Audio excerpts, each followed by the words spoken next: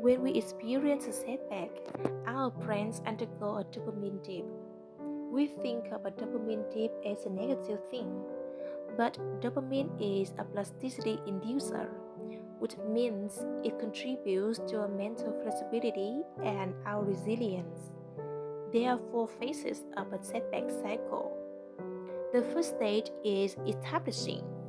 Establishing in a setback is not as intuitive as one may think.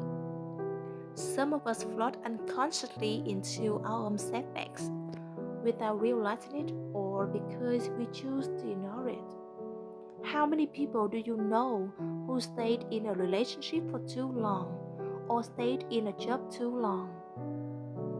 Phase 2 of the setback cycle is embracing. This is the hardest phase because this piece requires us to get uncomfortable.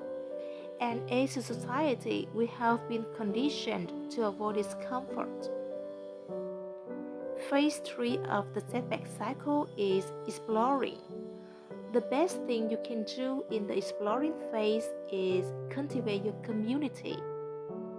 If you think your community isn't that big, think again. There will always be people who make you feel like you need to prove your value. But if you listen to your community, if you listen to good things that people said about you will gain the confidence you need to move to the final phase of the setback cycle. Phase 4 is emerging. Emerging from your setback is exhilarating. You have the tools. Now you need to decide what to build. But going from knowing to doing can be surprisingly complicated. Sometimes, after all the introspection and dopamine dips, you're a little exhausted. Sometimes you just need to rest. So take a rest. Give yourself the space you need before you propel yourself forward.